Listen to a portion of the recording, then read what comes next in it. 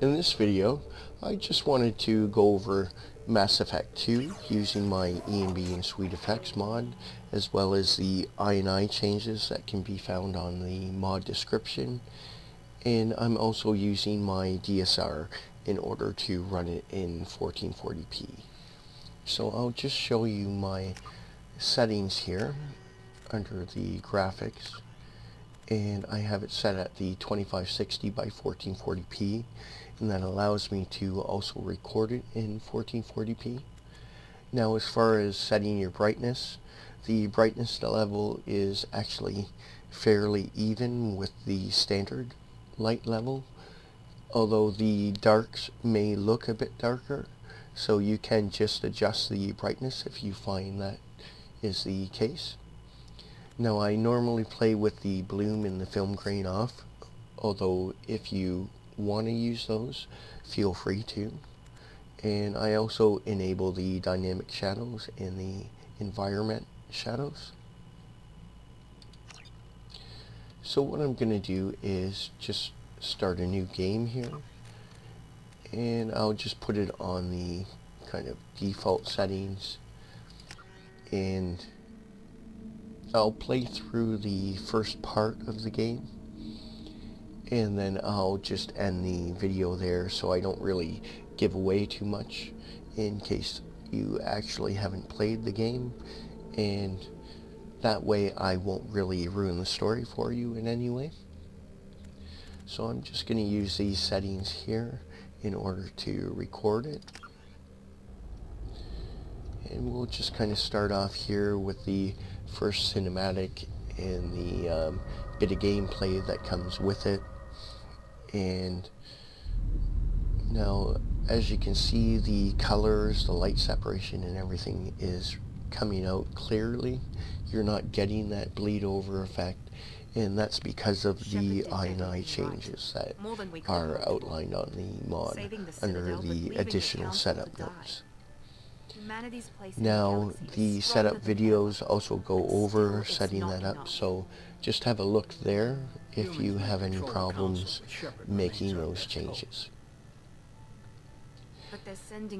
Now, this is a conversation about Shepard with the elusive man and Miranda, and it seems that Cerebus, which in the first game they're kind of the bad guy, or sorry, Cerberus, and in this one they actually seem to want to help save the galaxy, and you'll find out more about that as you play the game and go through collecting your various companions and such. But we'll just kind of get into game here. And now, the actual story here with the default one is a bit different than the way I normally would have ended off my first game, seeing as I would have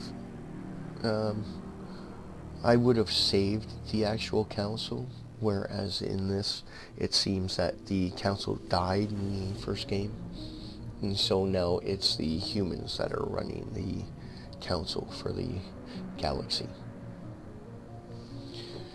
So we'll just kind of watch here, and as you can see, the ship and everything, you're getting the proper light separation, and you're not getting that bleed over. You're getting the true blacks and the true colors all coming through really nicely.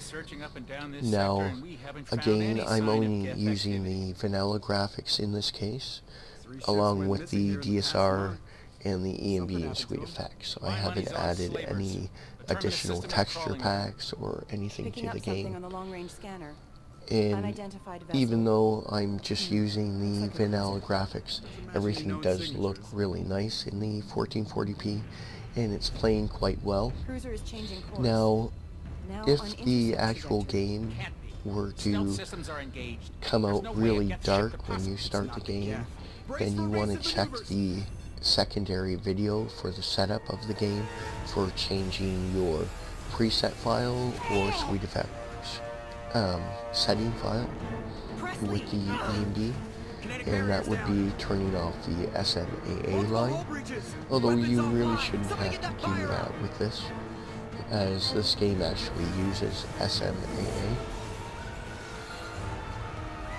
Now, if you do encounter any micro stutters or the game doesn't perform as nicely as you see it here, then you also want to check the notes for making that additional INI change to the EMB series INI. Now, you don't have to worry about those changes with the reshade and SweetFX, as those problems don't really affect that version. They only seem to affect the EMB and SweetFX version. So I'll just kind of go through here and we'll play this out a bit. Now, the ship seems to be basically about to blow up, so I've got to save Joker. Well, Ashley is going to save the crew. Now, Ashley is actually the one that I choose with the ME1 when you have to choose which companion to save, so that's not really too different in the default game from what I'm used to. And we'll just kind of play through here, and if you notice, all the blacks and all the darker colors are coming out quite clear.